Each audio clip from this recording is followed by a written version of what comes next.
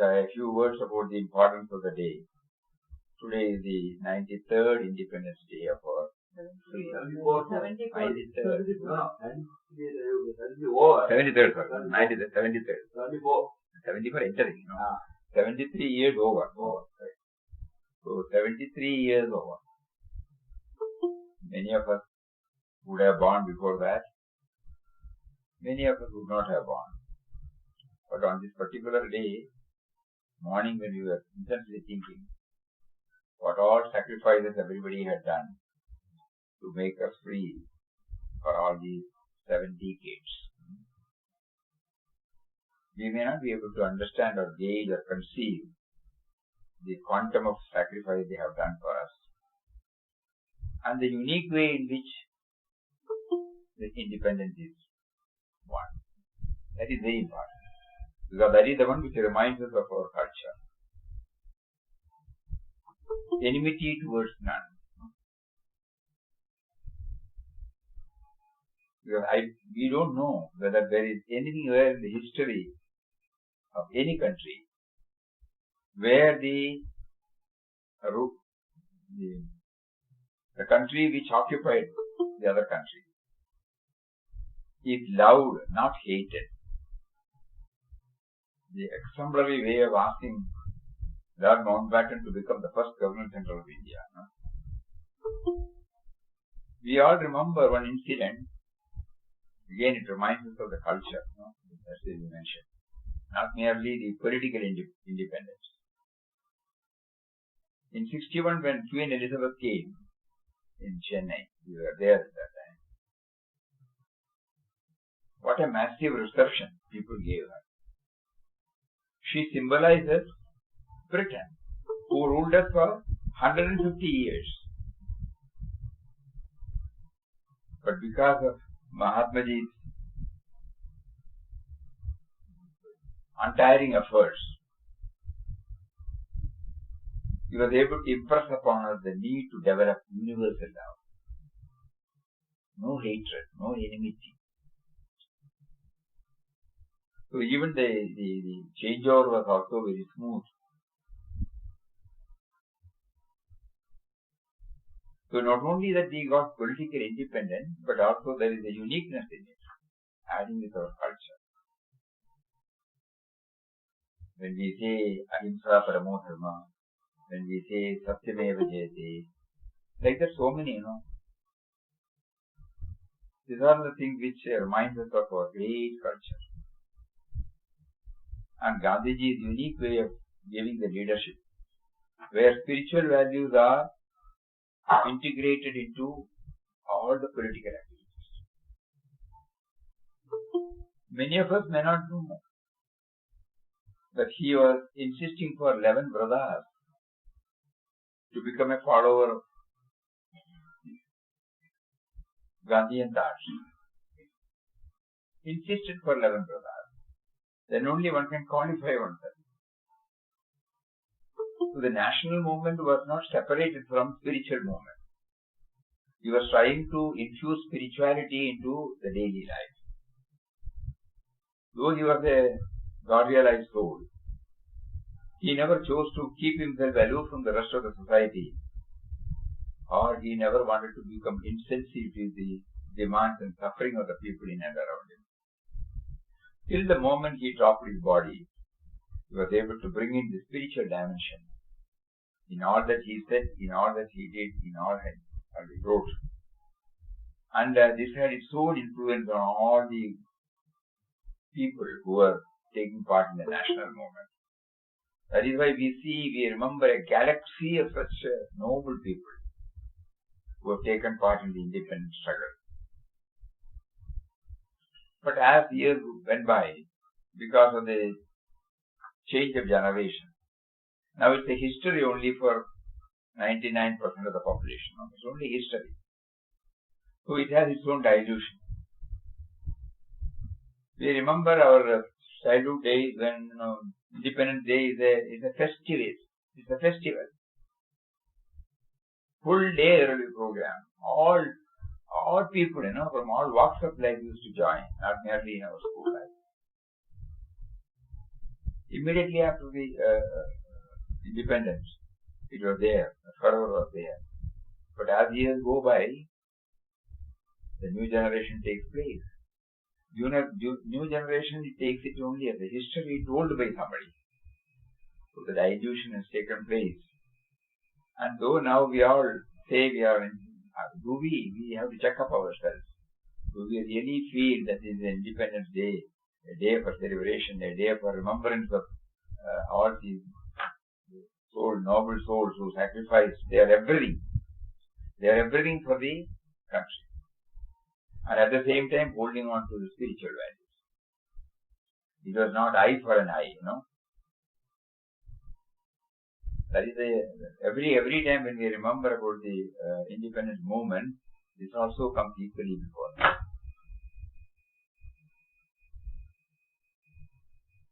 So the Papa used to say, freedom is an inherent nature in us.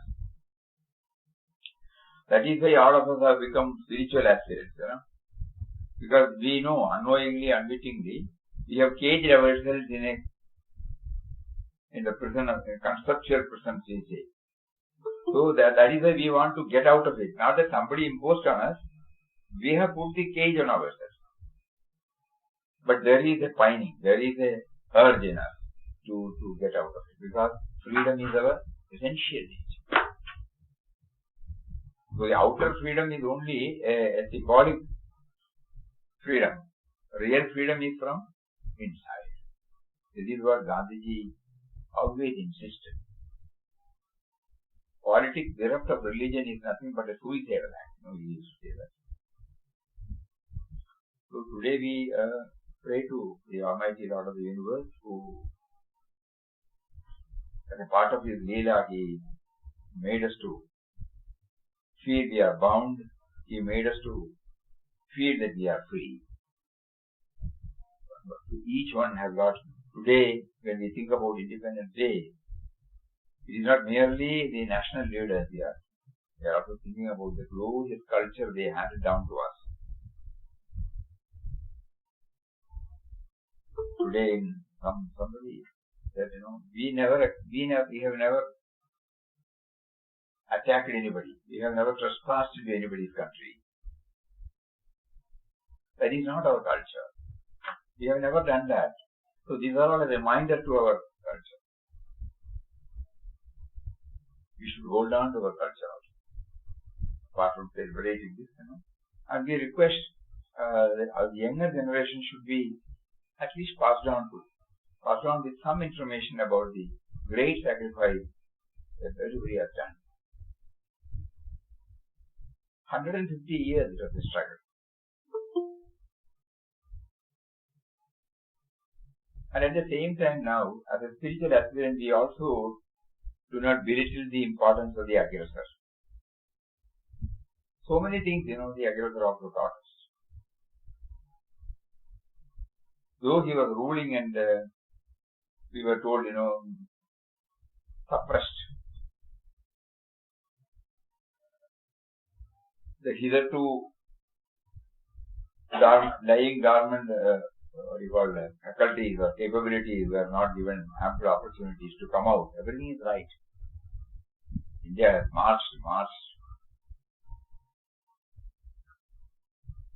India has made spectacular improvement in science and technology, agriculture, and any field, education, everything. Because we were free. We were free to form our own policies, experiment, correct ourselves. So many plus points are there. All agreed. But at the same time, when we went to Mettur Dam about 10 years back, we knew that it was designed by a Britisher. How he located in 1920s or 1910s, catchment area where a dam can be built so that thousands and thousands and thousands of acres can be cultivated. The water can be used for generating power and so on. So we went there. There is still a statue there. Nobody has removed the statue. though it is a British rule. And we think about the railways, every nook and corner of India was connected with a railway before that. So we also equally remember on this day, though there were many negative points in their rule, some positive points are also there. This again shows that Indian culture does not brand anybody, label anybody as totally bad. Certain things we may not agree. Certain things we may label it as oppressive. But there are, as you know what it is, there is a try to find out one good point in others. And that good point is God. So that is why we don't have hatred towards anybody in the world, any country. Even when we hear about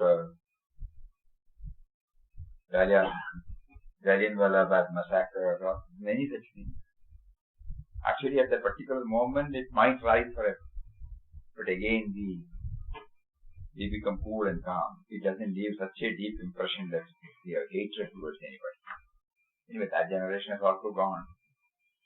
So this is the day of independence. So now we gain political independence, but we are yet to gain our individual independence from our own binding, our own prejudices, our own likes and dislikes.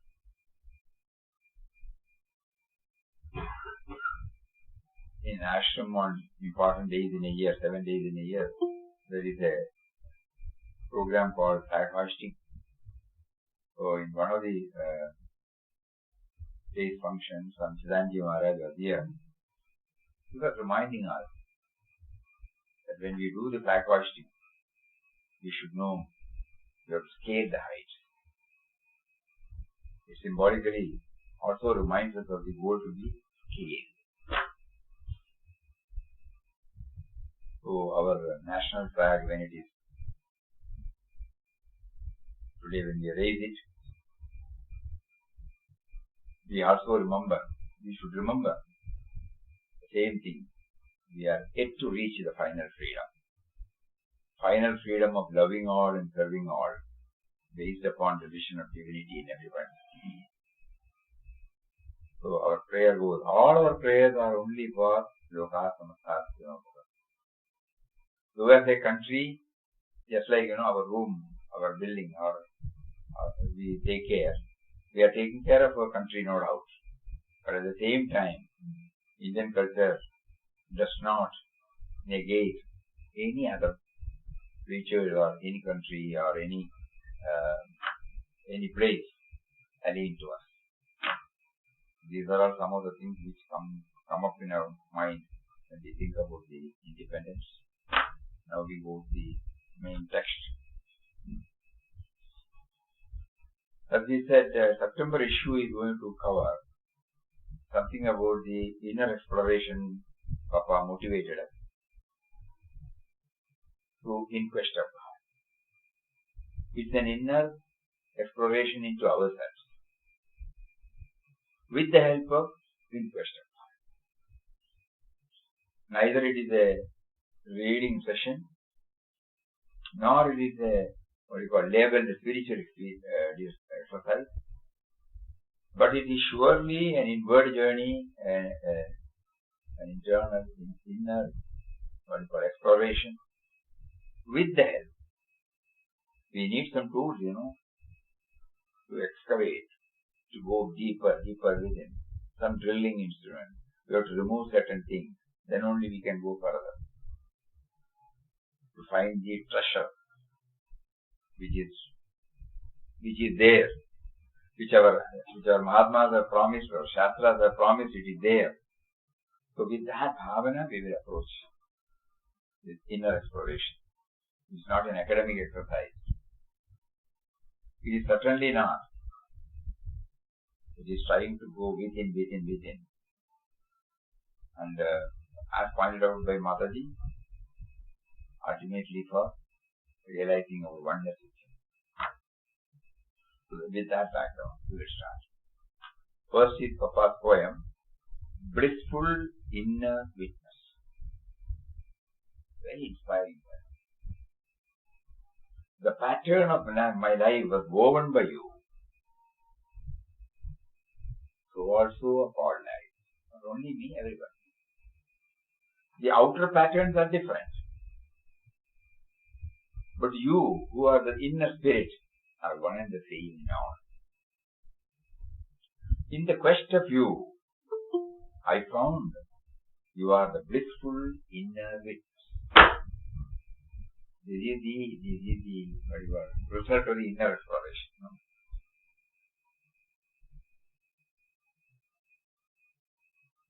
In the quest of you, I found you are the blissful inner witness.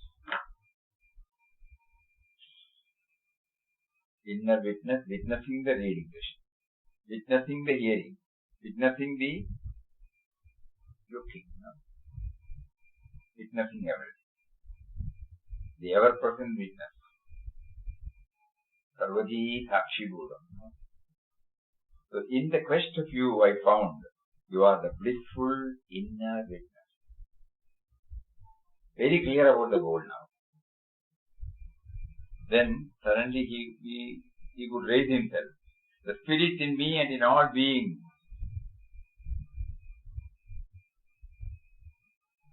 All patterns are mine, designed by me. My form, my bodies, my outer expressions. Ultimately the truth dawned in me. I am in all yourself. You are in all myself.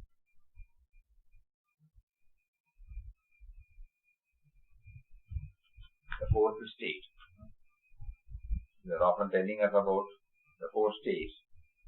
Nearness, presence, vision of him everywhere, becoming one with him, one with everybody. I am in all yourself. You are all in myself. So this poem, this itself is sufficient.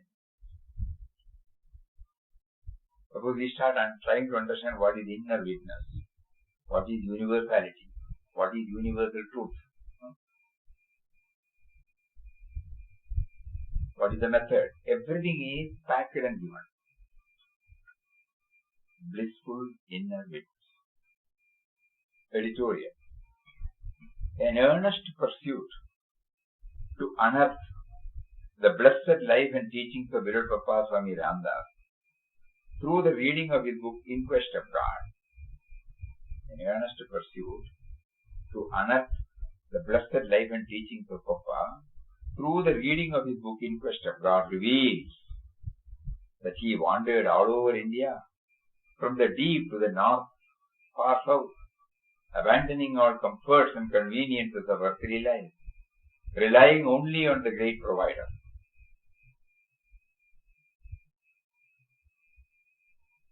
Relying, that is the one, important. Relying only on the great provider.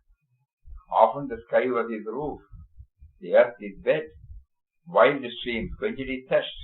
In fact, he was led, fed and taken care of by Ram in different forms.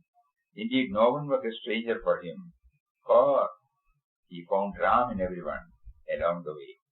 He shared his endless love and compassion with the whole of humanity.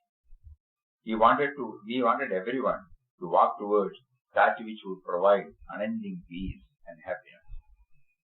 When Puja Mataji Krishnabhai insisted that every now and then all devotees should read Virat Papa's first book, In Quest of God, 11 times at a stretch in 11 days, nobody gave serious thought to the real purpose of this endeavor, nor did they understand how it would help them in their spiritual journey. Later on, it slowly dawned on those who followed their advice that this repeated act of reading and rereading the book at a deeper level greatly helps not only in understanding, assimilating and absorbing everything about the spiritual journey, but also in providing the foundational material that is needed for an aspirant at the start of the pursuit. The book also guides one to be able to overcome many hurdles that one may come across while moving towards the ultimate. Going through the book In Quest of God with the above perspective is an inner churning and an inward journey to explore a little more, deeper, into the hitherto unknown or less understood facets of Virat Papa's life and teaching. From this month onwards, the vision will carry the results of this inner exploration. Quotation from Papa. Ramdas's sadhana continued for 3 or 4 years. In the first year, he never had sleep. He was repeating Ramnam day and night. He used to lie down at night closing his eyes and would be in a state of ecstasy. Though without sleep, he felt no weakness or exhaustion. He was very active and cheerful. Molded in the hands of Ram by Virat Papa. That is the lead article. It was in the year 1921 in Mangalore that the all-merciful Lord of the universe first fired Ramdas's bosom with a keen longing to realize him. From that time, his life was undergoing a marvelous change. His one overwhelming passion and aim of life was to live for God and God alone. God's powerful name was indelibly stamped on his tongue. Now it was that he was becoming conscious of a divine influence working silently. Now it was that he was becoming conscious of a divine influence working silently but irresistibly in him, gradually dominating and possessing him. This is what we need now. We are not aware. Only when it was made aware to him, he started, feeling that it is gradually dominating and possessing him. He felt an awakening within the very core of his being. With steady steps and unflagging zeal, he now entered upon a path of rigorous self-discipline. The trials and hardships of the path did not daunt him. Repeated appeals, persuasions, and remonstrances could not make him swerve an inch from his path. He was calm, earnest, determined. As time passed in prayer, fasting, and repetition of God's name, the consciousness of divine possession and guidance assumed such a predominance that at last the divine voice within him drove him forth from Mangalore into the wide world. What was his condition at this momentous hour? He was a dazed and helpless creature, caught in the grip of an all-powerful being. He did not know what he was doing. He was under the full control of an almighty power, without any offer of resistance on his part, just as a baby in the hands of his mother. Verily, it was God alone who held him, the God who is at once his divine mother and master, so real, loving, kind, and good. How tenderly he nursed and guided his newborn offspring during his first year's itinerant life all over India forms the theme of In Quest of God. This is another background here Papa is giving. How tenderly he nursed and guided his newborn offspring during his first year's itinerant life all over India forms the theme of In Quest of God. During that period, his mind was merged in a unique stillness of peace. His life was one of unreserved self-surrender. And as regards the world, in a sense, it was not there for him. That is, he was dead as it were to the world.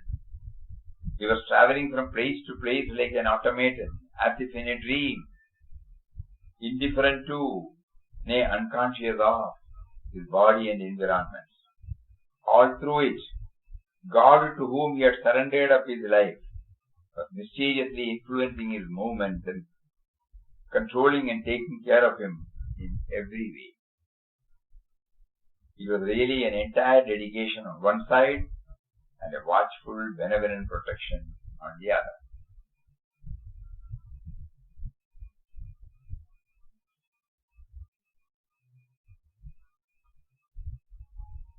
he experienced that he was living and moving in a new world, in which he felt there was none other than himself and his great master. Another point for us. This article needs a lot of exploration. Absence of otherness. No? He experienced that he was living and moving in a new world, in which he felt there was none other than himself and his great master Ram, his all in all. In this wonderful vision of inexpressible ecstasy and peace, he struggled to dwell always. This exalted consciousness, possessing as it did the characteristic of perfect vacancy or emptiness, was filled with an ineffable rapture of peace, silence and repose.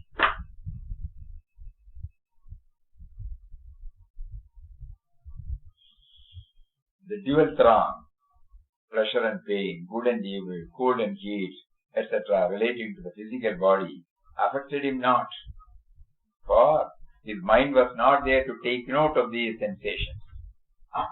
It would always be in tune with the infinite spirit of stillness and peace.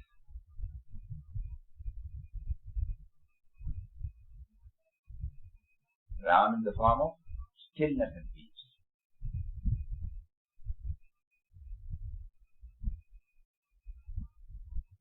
There were occasions when,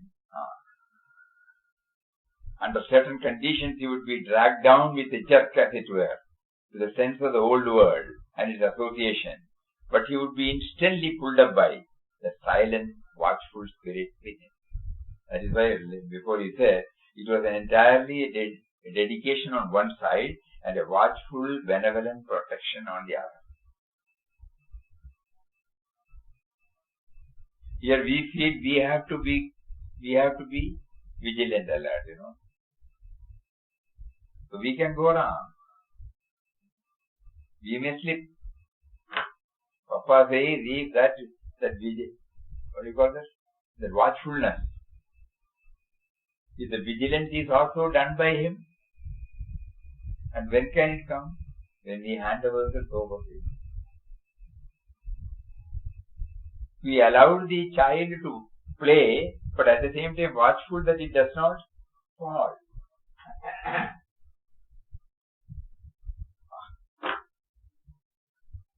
There were occasions when, under certain conditions, he would be dragged down with a jerk, as it were, to the sense of the old and its old world and its association, but he would be instantly pulled up by the silent, watchful spirit within.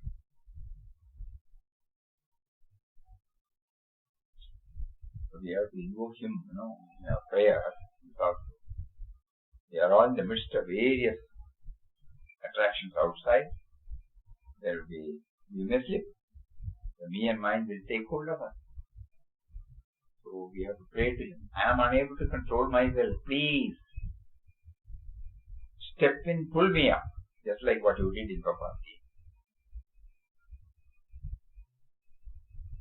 In those days, Ramdas's haunts were caves, jungle, ruins, riversides, graveyards, hills, and cremation grounds. It appeared that these places exerted on him a strange fascination. You feel that it's a place not habituated to human beings. And there will be perfect solitude. The dialogue between him and the indwelling spirit can go uninterrupted. Whereas when we meet an individual, so many topics will come. They may ask, even if we don't reply. They may ask so many things. It will create ripples in our mind.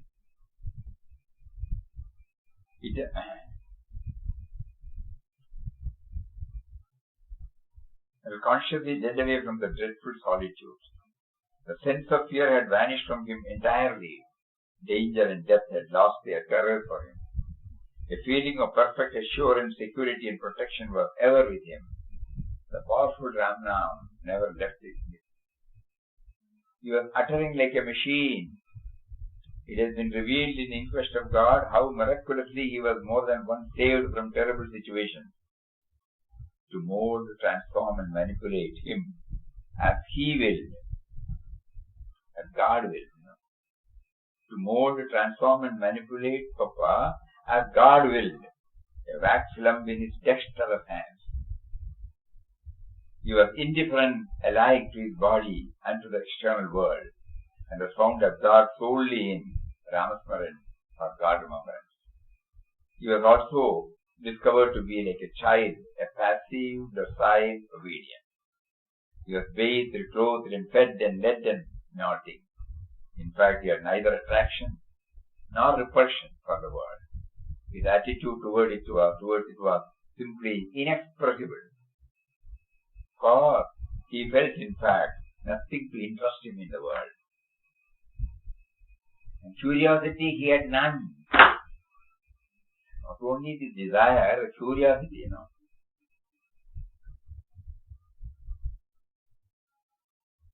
Suppose we keep a box here and say, don't open it, okay? Immediately our curiosity, what is it? What is it?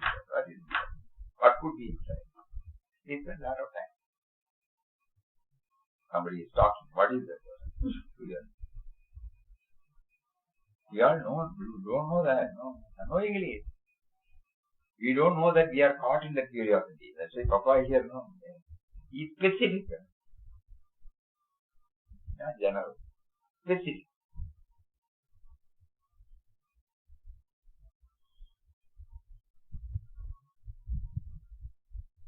Nothing, in fact, nothing to interest him in God. He felt, in fact, nothing to interest him in the world. And curiosity, he had none. It was simply a wonderful state. Even intellect and emotion seemed to have ceased to function. Truly God, by His power, had eradicated from his heart the false, self-asserting ego and was working himself in the place.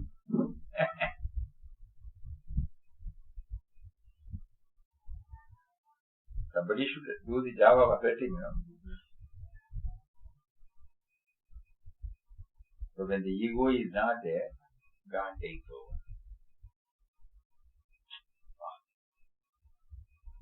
During this period, Ramdas chased his instruction. He was perfectly fearless. Love and hate, like and dislike, conveyed no meaning for him. In brief, he could be likened to a dry leaf, tossed at random as the wind of divine will listed. It was thus that he was guided back by God to Mangalore after a year's absence. We assume, so many things only we can assume because we have no proof. But going back to letters of Swami Ramdas and then we find even this introductory, this article was written in 1920s, late 1920s. That is when first he must have made a attempt to write in the Vision of God prior to 1930. So it took 4 years to get it published. So we feel these words have come from the late 1920s. What we feel. Because when somebody asks, in one of his letters in 1928, he writes, Ramdas is now busy with a new book. And in 30 or 31, somebody asks, what about that book? The book has to wait. Then he sent it to Saur for writing. SRU Saur for face. So all these things indicate that this must have been written in late 20s. Words of beloved Papa Swami Ramdas. Unquestioning compliance with the divine will. Can you form an idea of the severe struggle Ramdas had to pass through before attaining God? We should not make the mistake of thinking that by our effort we get Him. Really, by His will, by His grace, by His power alone we can have Him.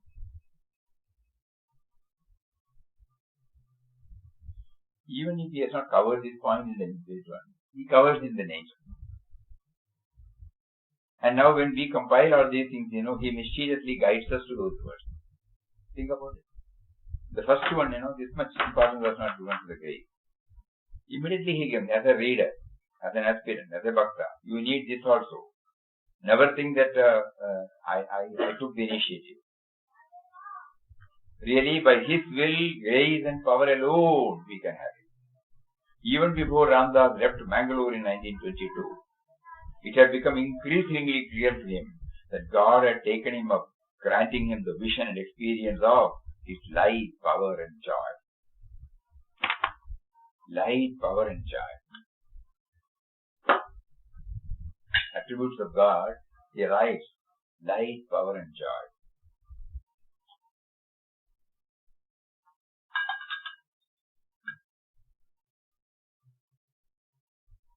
The inner awakening, inner light.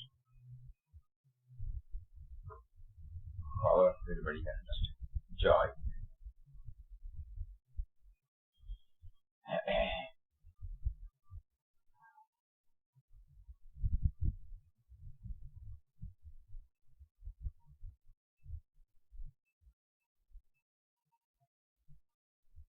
When we are on the path, the best way is to struggle with the knowledge that he is making us struggle.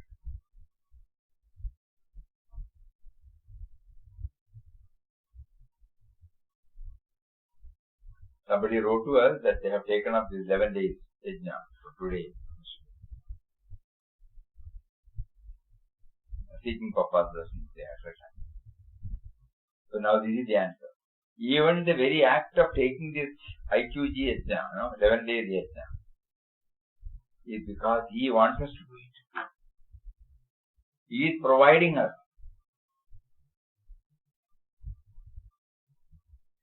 Though our ego may say, assert that I am planning, I am going to take up 11 days of reading. It is not. The truth is this. Papa wants us to know this. When we are on the path, the best way is to struggle with the knowledge that he is making us struggle. What an important word. That is an inner exploration we said, We cannot simply read and go. Even this reading, he is, facilitating. He is motivating. But the sense of individuality may take credit. At that time, that pulling up should be there.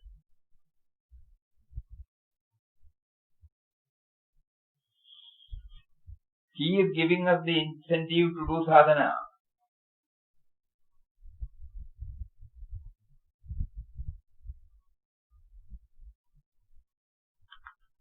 The teacher gives a lesson to his pupil and watches. So also he is watching and guiding us in every action.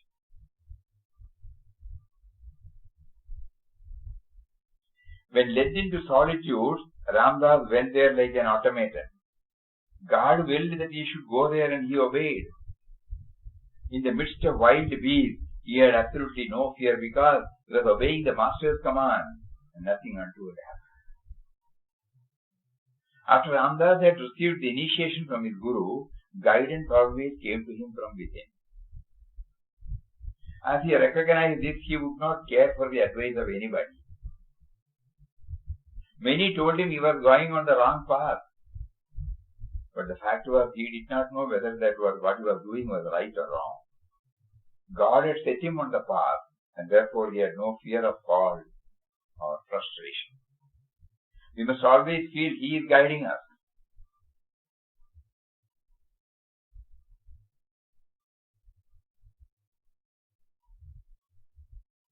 God must inspire us in all things.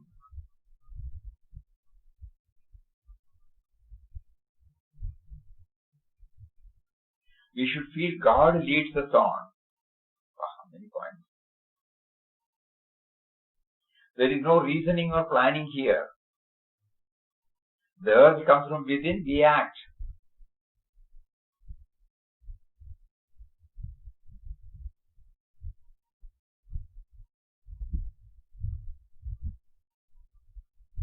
Remember, somebody wrote to us, even the so-called deplorable act we do, is God doing? So then Papa had answered, if we know that God is doing, then we will not name it as deplorable.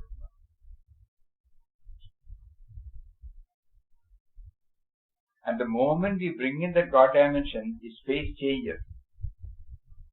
Only when the me and mine is there, it becomes deplorable. It harms somebody, it injures somebody, it disturbs somebody. Because God will not do anything like that, no.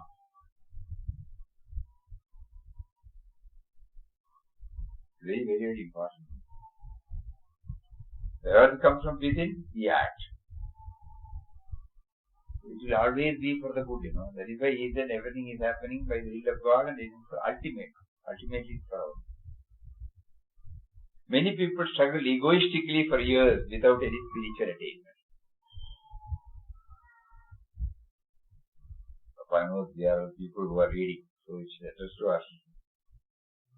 Many people struggle egoistically, meaning what? I am doing all this, I am doing the sadhana. Honestly, we all feel, no? I am doing Ramna. You must do Ramna. We all say that, no?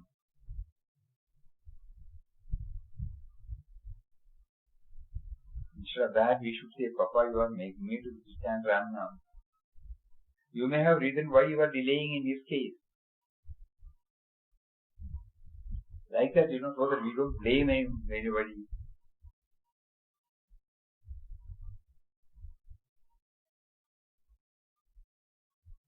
You ought to know that God is directing you. You must be conscious of it. It will take one day for. For instance, at the age of 38, suddenly the change came over Ramdas. He was leading an ordinary life. Hunger for God came to him because God gave it to him. Why did he not have it earlier? God did not will it.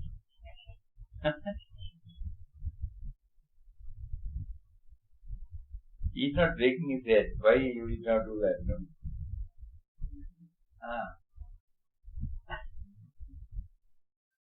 He felt that it was he who called him away.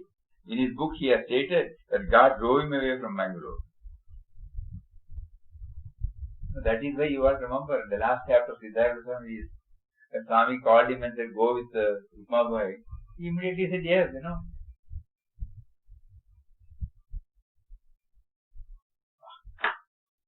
In fact, God led him away, just as a mother leads the child by the hand to any place.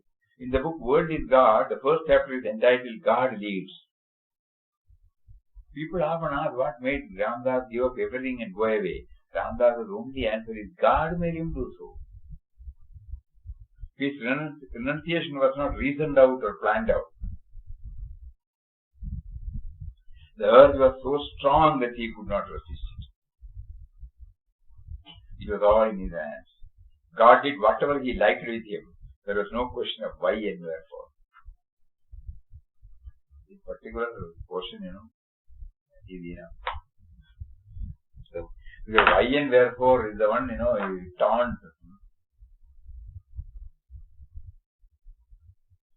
Why should it happen? Why should it not happen?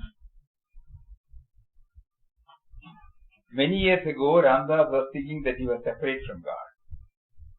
He was taking his name, praying to him so that he might be merged in his all-pervading, all-transcendent being. But gradually light dawned on Ramdas, by which he realized that the difference between him and God was false. Then God spoke to Ramdas. You call yourself my servant, but you and I are one. His grace came in such abundance that the ego totally disappeared. Just as darkness disappears when the light is brought. So, by continuous thought of him, the ego sense was completely destroyed. Ramdas found out that he and the Supreme Being are one. Thereafter, his one mission was to tell everybody about God. With the Divine Mother, by Swami Shantanand. Bhajan Mandir, Puja Mataji called Sri Darshan Singh and Sri B.M. Shah, or known as Shahwai, who told them to enlist 11 persons who were willing to read In Quest of God daily for 11 days, completing the entire book each day. The list was quickly made up. Mataji asked the concerned devotees to do 14 rounds of the Home Mandir from the outside after completing each day's reading. Mataji first asked the devotees who had enlisted themselves for the reading and pradakshina to place their copies of Inquest of God on the Samadhi of Virot Papa and to pray to him to bless their efforts in this direction and to grant them realization. And only then to start their reading. Later in the afternoon, Mataji elaborated. The idea came to me from Papa all of a sudden when Darshan was prostrating and they asked him if he was ready to complete reading Inquest of God daily for 11 days. When he agreed, I saw Shaba enter the room and I told him also, then asked him to enroll in all 11 predictions. Today is Purnima and Holi. Holi signifies killing of Kamdeva, who represents our desires.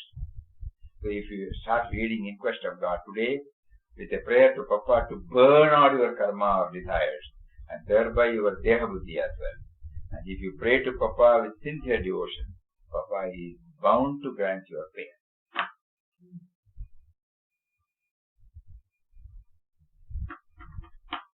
So Mataji puts the seed, says, if you read it in the right spirit, you will get realization. Papa's room, Mataji has been evincing keen interest in the progress made by the volunteer devotees in reading Inquest of God daily.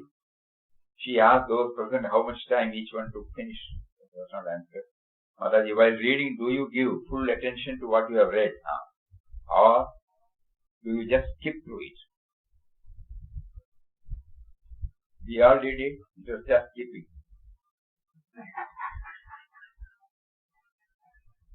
So somehow we thought, we should finish. 11 days we also did. Early 2000. Many devotees joined. 5 or 5:30 we used to start. By 8:30, 9 o'clock we would finish. In Rajdhani speed we used to complete.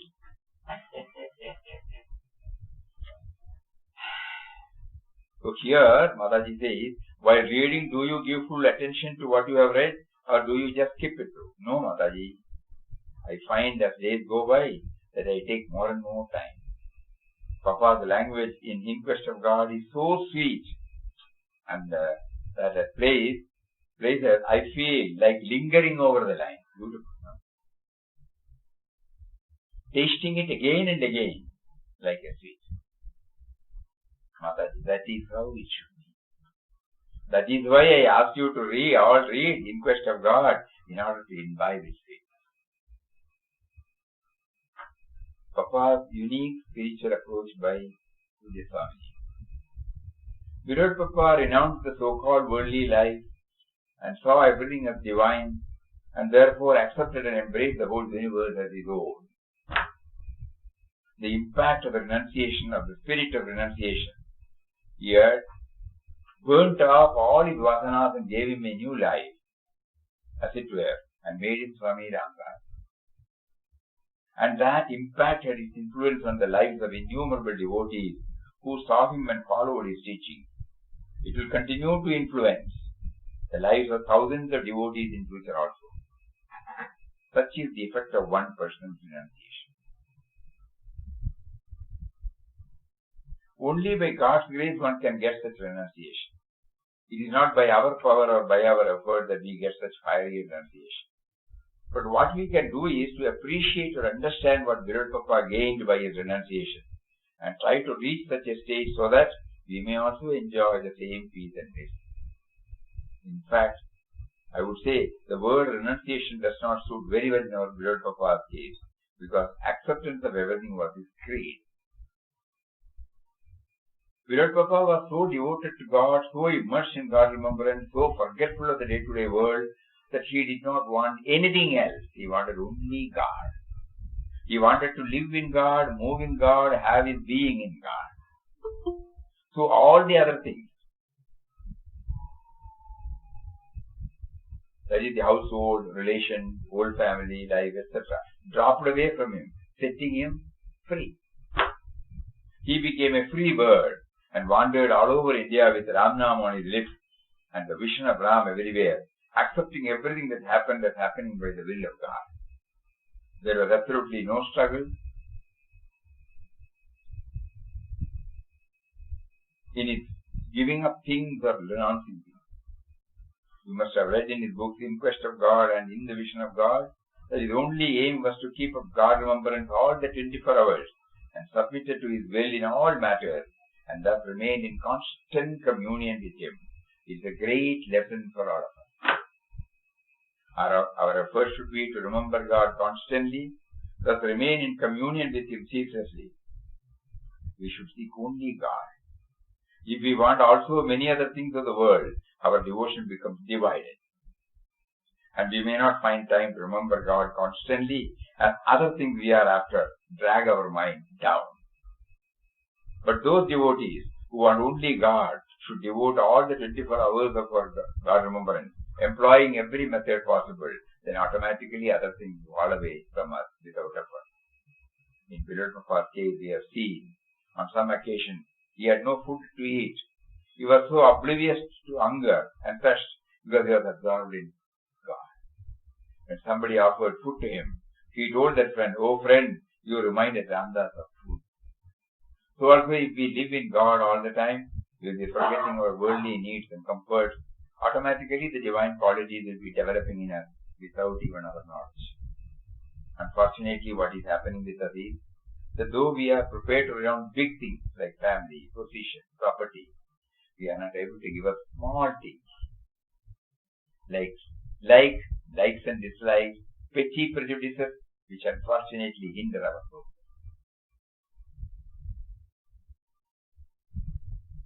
If we maintain God remembrance all the 24 hours, and if we are successful in that, we can be sure we will be guided unerringly. We will not be made to slip down from the path. God will be protecting us every moment, so our effort must be only to maintain His remembrance all the 24 hours of the day, at least during all our waking hours. This is what our Bilal Prabhupada did, expect us all to do. Vittal Rao to Swami Ramdas, a transformation. The spiritual journey stands for the transition of consciousness from the individual level to the universal level. God works in mysterious ways to awaken man from the drab life to which he is bound to the magnanimity of the divinely inspired life of fullness. The present endeavor is to look at how this journey transformed Vittal Rao to Swami Ramdas. It shows how the pattern of his life was chalked out by Ram for its fruition. It would also help the reader to look back at their own lives and see the guiding finger of God working through the events for the ultimate good. He has also given all to all of us, but we have never taken it as just meted out way. God arranges the events to unfold in such a manner. Struggle leads to despondency. In such a manner in the life of Vittal Rao that he was faced with failure after failure for no fault of his. His checkered career marked brief periods of employment followed by longer periods of unemployment. He later started his own business in dyeing fabrics and printing sarees, but he was too honest to be a businessman, and the financial condition of the business was drifting from bad to worse. His domestic life was also none too happy. The storms of life enveloped Vittal Rao in their furious blasts, and the world appeared a hotbed of burning coals. As long as one is imprisoned in the sense of individuality, there are bound to be cares, anxieties, uncertainties, and pains, coupled with stress and restlessness. The stress from successive failures in life prepared the grounds for Vittal Rao to undertaking the spiritual journey. Swadhyaya and contemplation. Downcast by the harrowing state of affairs, Vittal Rao started attending bhajan sessions at his brother's home.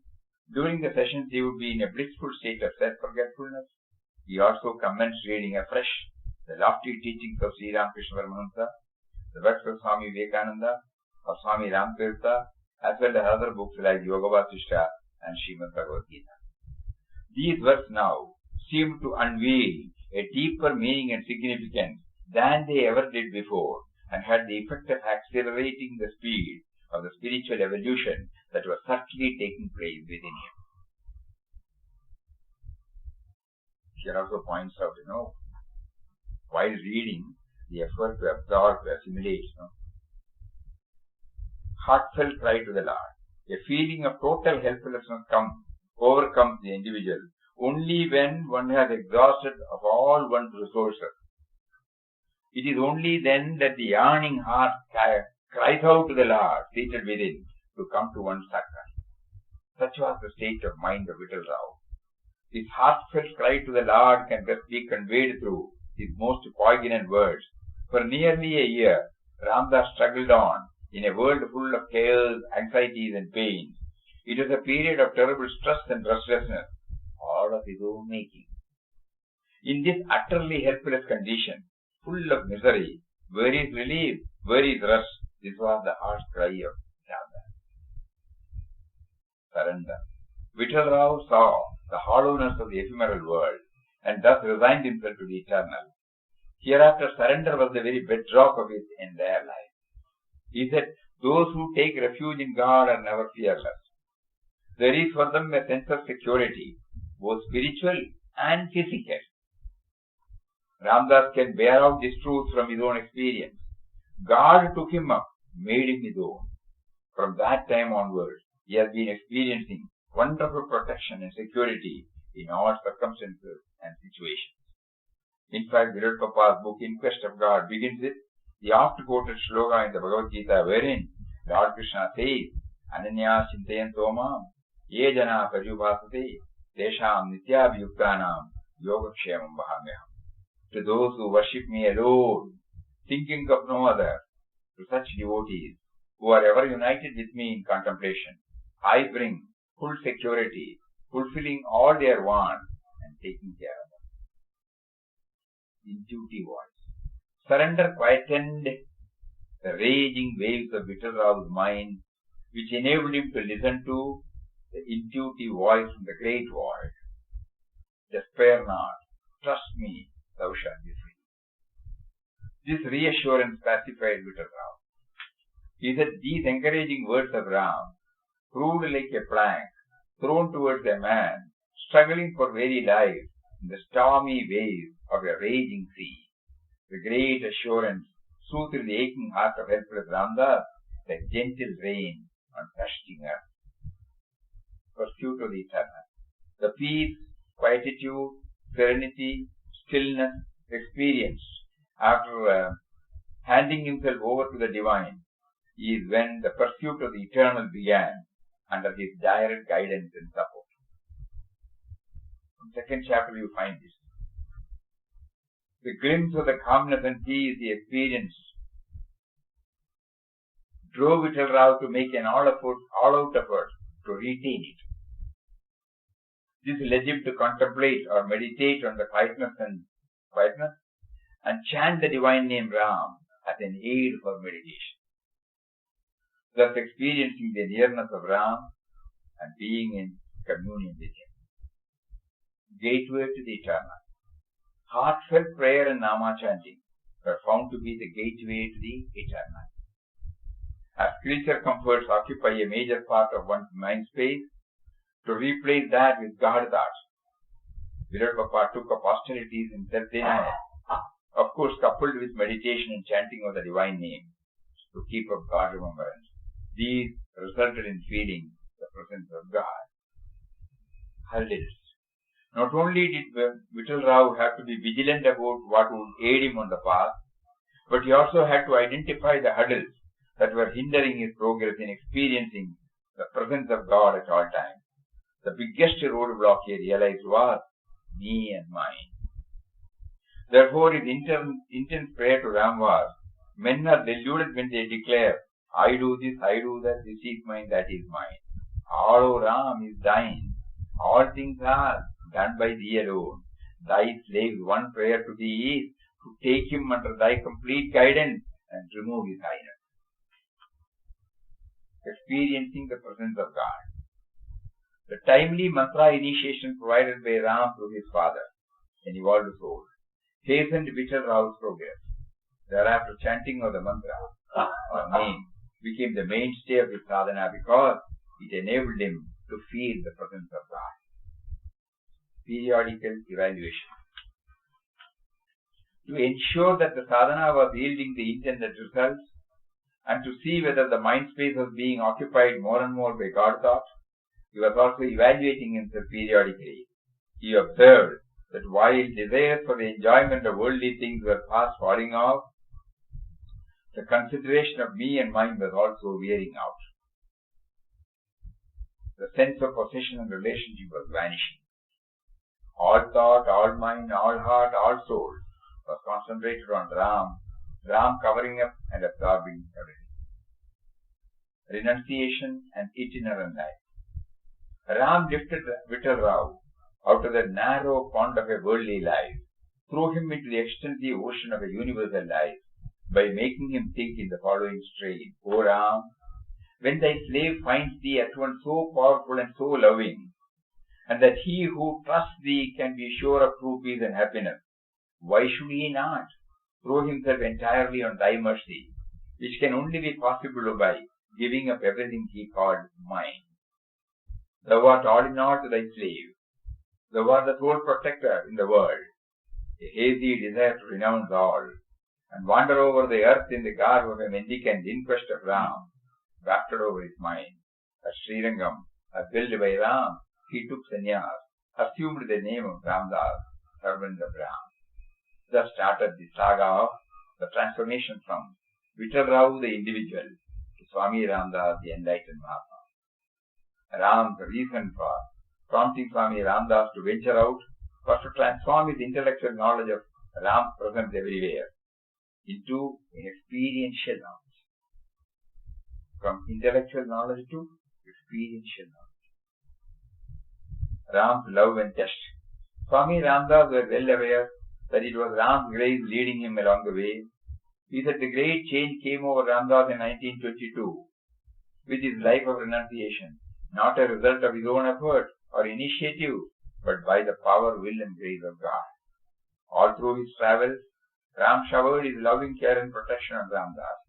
To quote Virat Papa's words, would alone fully describe Ram's love and powers of protection. O Ram, how kind of thee! When thou art out to show thy fondness and love for thy slave, thou shamest the very human mother who gave birth to Ramdas's body. Such is thy unlimited love. Not only was Ram the most loving and protecting mother to Ramdas, he was also the guiding force for all his actions and the great taskmaster. He therefore repeatedly tested it. Swami Ramdas constantly had to be vigilant, as Ram's tests are at all times coming unawares. One should always be prepared for them and face hard vicissitudes calmly and in complete resignation to his will. Then there is no sorrow, no disappointment, nor fear of any kind. Fruition of life. When Swami Ramdas returned to Mangalore, after wandering in India for a year, he stayed at the Kadri cave in Mangalore. One night, he sat in meditation. Within a very short time, he was immersed in the ocean of bliss and was lost. For 3 hours or so, he sat like a statue, absorbed in the divine, one with the supreme consciousness. The Lord said, God was busy with his own handiwork, changing everything about Ramdas. Ramdas knew after a few years that he was reborn. There ends this narrative called Vittal Rao to Swami Ramdas. Tomorrow we will take up how the transformation comes through grace, points to look for while reading In Quest of God, and a couple of other articles. It is not for completing, the reading that we are doing it. The very word is pregnant with sublime thoughts, We should try. Even these articles are sufficient for us to explore deeply. Let us take it as an inner exploration, not reading. And we pray to him from the bottom of the heart. Please make me or remind me that you have prompted me to do this. I am not used to that, I always take credit. I always, I don't go deep into it. In Quest of God was a product, was an input by the great Mahatma Papa Swami Ramdas. What he went through, he was prompted to put it in words. And God saw that it comes out in the form of a book. And then through God's effort, it became so much closer to all of us. When we were drawn to the ashram, probably many of us prefer to read first In Quest of God. So he prompted us to come here, find our fascination or attraction for this book. And now after a long time, probably after decades, he has touched and kindled the interest in us. The book is not authored by us, book is not prepared by us, and the kindling was not done by us. And now we have got everybody a copy of book through so many facilities he has offered. Now we are in a position to read it, to know about it and read it.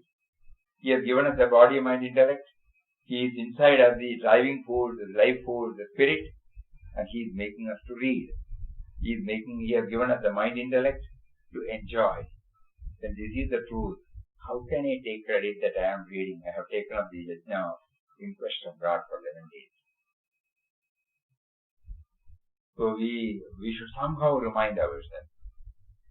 Otherwise, we will not be doing it with all good intention. But at the start itself we should correct that even this move, even this urge to take up this has been given to us by him for our own benefit. More of it tomorrow. Om Shri Ram, Jai Ram, Jai Jai Ram Om Shri Ram, Jai Ram, Jai Jai Ram Om Shri Ram, Jai Ram, Jai Jai Ram Om Shri Ram, Jai Ram, Jai Jai Ram Om Shri Ram, Jai Ram, Jai Jai Ram Om Shri Ram, Jai Ram, Jai Jai Ram Om Shri Ram, Jai Ram, Jai Jai Ram Om Shri Ram, Jai Ram, Jai Jai Ram Om Shri Ram, Jai Ram, Jai Jai Ram Om Shri Ram, Jai Ram, Jai Jai